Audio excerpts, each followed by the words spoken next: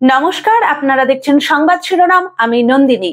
বিস্তারিত খবরে যাওয়ার আগে দেখে নিই আজকের হেডলাইন্স।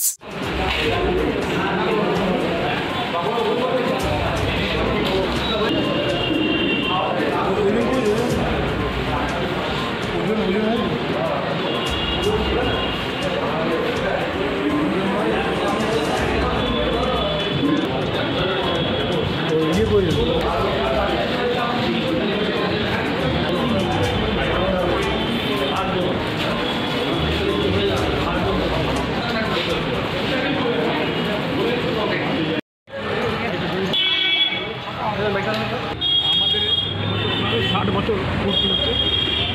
60 বছর ধরে 20 বার মতন আমাদের ব্লাড ডোনেশন ক্যাম্প হয়েছে। লাস্ট আমাদের হয়েছিল 50 বছর। এবছর আমাদের 60 বছর। এবছর আমরা করছি, আমাদের টার্গেট আছে 50 ক্রস করে যাবো। আমার মনে হচ্ছে 60 বছর করে দেখা যাক। এখন পর্যন্ত আমাদের 40 জন নাম ভর্তিযুক্ত হয়েছে। আমাদের 2টো পর্যন্ত টাইম আছে এবং দেখা যাক কতজন হয়। সবাই এইটা আমাদের একটা সামাজিক দায়বদ্ধতা।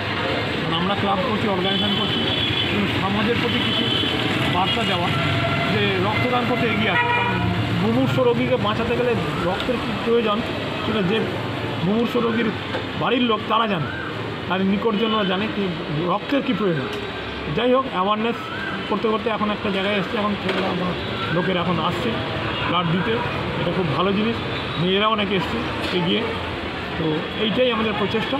এই প্রচেষ্টাটা সাফল্য লাভ করলে এই আশা রেখে সকলকে ধন্যবাদ জানিয়ে। আজকে কোন ব্যাংক নিচ্ছে রক্ত?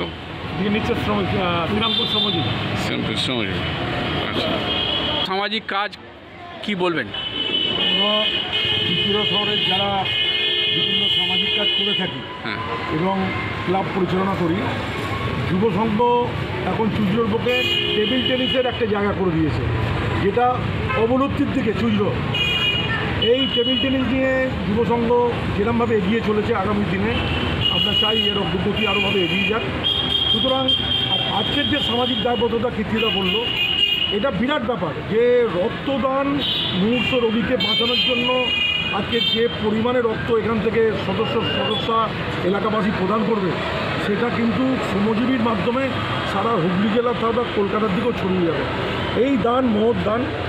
সুতরাং এই দান যাতে চিরকাল অক্ষয় থাকে এবং যুব সংঘ যাতে এইরকম প্রতি বছরভাবে রক্তদান শিবির করতে পারে, তার জন্য আমরা ধন্যবাদ জানাচ্ছি এবং এলাকার জনগণকে এবং বিশেষ করে এই ক্লাবের প্রত্যেক সদস্যকে ধন্যবাদ জ্ঞাপন করছি, প্রতিবেশী ক্লাবের সদস্যদের ধন্যবাদ। সচিব যে বললেন যে আজকালকার অ্যান্ড্রয়েডের যুগে টেবিল টেনিসটা আপনারা ধরে রেখেছেন, আর কি করবেন সারা বছরের কাজ? আমাদের যুব সংঘ ক্লাবে আমাদের যে সচিব কীর্তিদা আছেন, ওনার আন্তরিক উৎসাহটাই যথেষ্ট। এখানে বিভিন্ন কাজে উনি যেভাবে যুক্ত আছেন, আমরা বলবো ওনার সঙ্গে থেকে আমরা অনেক কিছু শিখছি এবং সারা বছর আমাদের বিভিন্ন ধরনের ক্রীড়া প্রতিযোগিতা বা সোশ্যাল কাজ সারা বছরই চলতে থাকে।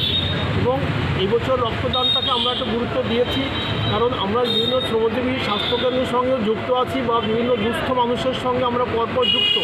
সেখানে মনে হয়েছে যে রক্তদান শিবিরটা খুবই ভাইটাল, যার জন্য আমরা সবাই আপ্রাণ চেষ্টা করেছি।